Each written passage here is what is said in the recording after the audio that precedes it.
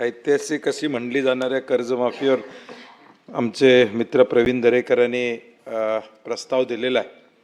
परंतु या प्रस्तावातलं पहिलंच वाक्य मला खोडून काढावं लागेल. आमचे मित्र त्यामध्ये नाही आहेत की 2014 पर्यंत तत्कालीन शासनाने राज्य शासनाच्या तिजोरीतीने एकदाही कर्जमाफी न देणे. सभापती महोदय, मला सभागृहाच्या निदर्शनं आणायचे की 1980 साली अंतुले साहेबांनी पहिली कर्जमाफी या देशातली या राज्यामध्ये खावटी कर्जासाठी दिली होती. मी ते वाक्य त्यांचं आलंय की 14च्या आधी कधीही कर्जमाफी झाली नव्हती. तो मुद्दा प्रथमतः या ठिकाणी खोडून काढला पाहिजे. नंतर केंद्राचीही झाली, केंद्रानंही झाली. परंतु सभापती महोदय, आजची ही कर्जमाफी मी जे मुद्दे दानवे साहेब किंवा बच्चूभाऊ बोललेत किंवा बाकीचे बोललेत ते रिपीट या ठिकाणी करणार नाही. परंतु खऱ्या अर्थानं आम्ही सभापती महोदय कर्जमाफी कशासाठी करतो?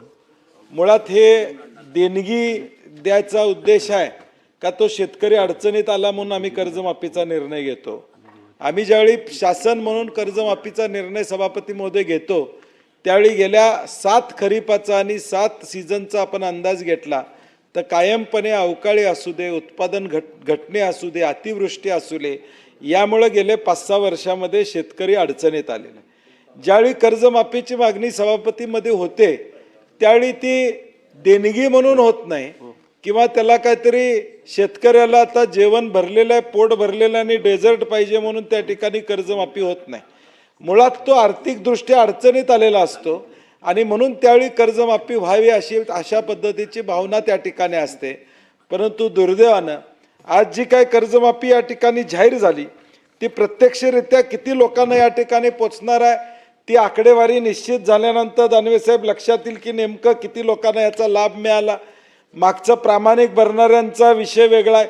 2 लाखाच्या वरची कर्ज भेटल्याशिवाय तुम्हाला त्या ठिकाणी प्रोत्साहनपर अनुदान त्या ठिकाणी मिळणार नाही. वास्तवता आहे अनेक जिल्हा बँका आहेत, अनेक विकास सेवा संस्था आहेत की 30 जूनला 100% कर्ज या ठिकाणी फिरवून घेतात.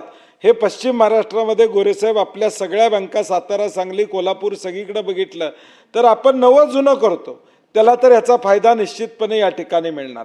म्हणजे बच्चूभाऊ जसं म्हणले मगाशी की जो थकीत आहे त्या 50,000च जो थकीत आहे तो मात्र आता त्यानं थकीत ठेवलेल्याच समाधान आहे. म्हणजे तो थकीत का राहिला हा एक उद्देश सदाभाऊ महत्त्वाचा आहे की तो अडचणीत होता म्हणून थकीत राहिला. परंतु ज्या सोसायट्या चांगल्या आहेत, सक्षम आहेत, त्यांनी मात्र नवं जुनं केलं आणि त्या नव्या जुन्यामुळं अडचणीत असलेला शेतकरी सुद्धा आता या खऱ्या कर्जमाफीला या ठिकाणी मिळत नाही. म्हणून जे मगाशी तुम्ही बच्चूभाऊ म्हटला हे प्रोत्साहन अनुदान 1 लाखाऐवजी 1.5 लाख आपण सरसकट या ठिकाणी दिलं पाहिजे तरच या शेतकऱ्यांना खऱ्या अर्थानं या ठिकाणी लाभ त्या ठिकाणी मिळू शकणार.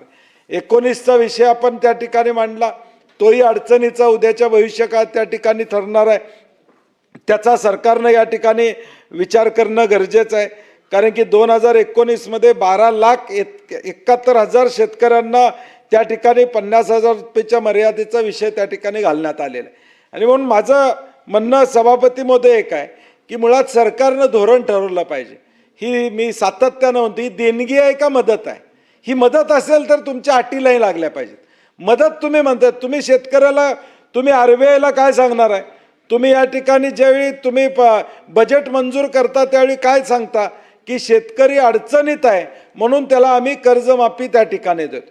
मग तो अडचणीत असेल तर मग नियम आणि अटी कशाला तुम्ही या ठिकाणी लावता? त्या नियम आणि अटी लावल्या नाही पाहिजे ज्याचा उल्लेख बच्चूभाऊंनी केला. 25,000 रुपये पगारवाला माणूस यातनं तुम्ही काढलेला आहे. साधा आता ग्रामपंचायतला उभारला की माणूस तो अपात्र झालेला आहे. साधा मार्केट कमिटीला असेल, जिल्हा परिषदला या ठिकाणी असेल तो त्या ठिकाणी अपात्र झालेला आहे. ठीक आहे, तुम्ही उत्पन्नाची मर्यादा घाला, त्याचा उत्पन्नाचा दाखला घ्या, त्याच्या उत्पन्नाच्या दाखल्यावर त्या ठिकाणी घ्या. आता सभापती महोदय होम लोन घ्यायचं असेल तुम्हाला ITR भरावा लागतो. 0 रुपये असला तरी ITR भरावा लागतो. तुम्ही ITRची अट या ठिकाणी टाकलेली आहे.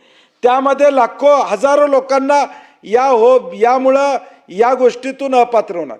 माझा मूळ मुद्दा सभापती महोदय असा आहे की तुम्ही हे नियम अटी लावू नका. तुम्ही जर अडचणीत आलेला शेतकरी त्याच्यासाठी या ठिकाणी केलं असेल तर मग सरसकट तुम्ही सगळ्यांना दिलं पाहिजे. 7/12 कोरा करतो म्हणून आम्ही तुमची भाषणं ऐकली, तो 7/12 काय कोरा त्या ठिकाणी होत नाही. आज अचानकपणे तुम्ही हा निर्णय या ठिकाणी घेतला. हा घेत असताना मी म्हणलं तसं नियमितवाल्यांना या ठिकाणी अडचण झाली. जे या अटीच्या माध्यमातून 67 रकाने हे सचिवाला भरायचे, सचिवांनी मध्ये गट सचिवांनी संप केला 31 तारखेपर्यंत भरायचे त्याच्या संदर्भात. आणि म्हणून एकूणच या सगळ्या कर्जमाफीचा जो काय शो आहे तो फक्त दाखवण्यासाठी शो आहे.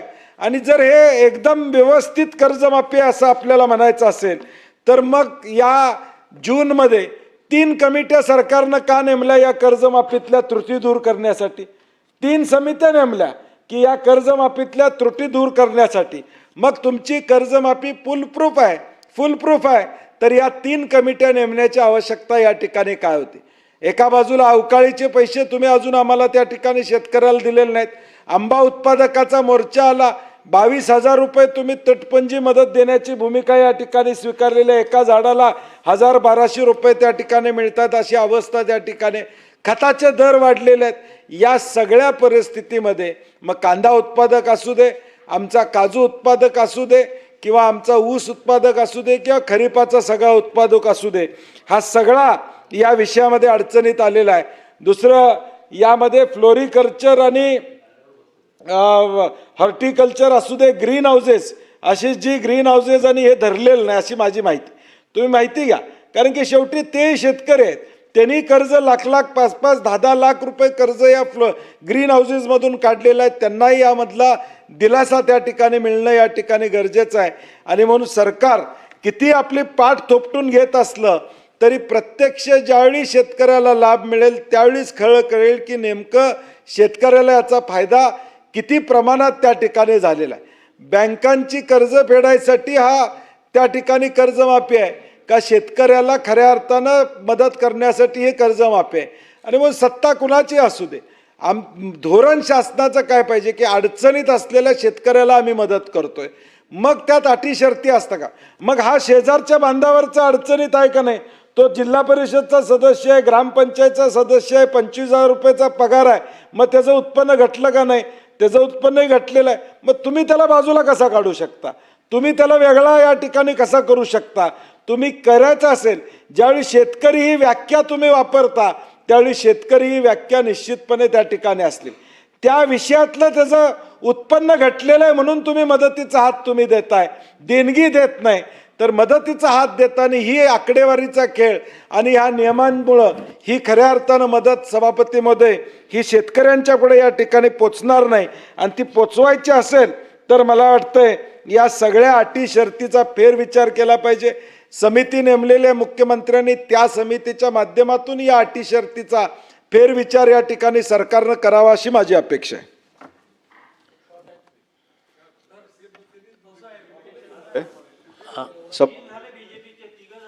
नाही, एक असं करतो. कोल्हापूर जिल्ह्यातील सर्वच अचूक घडामोडींसाठी डिजिटल कोल्हापूरच्या सर्वच प्लॅटफॉर्मला लाईक, फॉलो, सबस्क्राईब करा.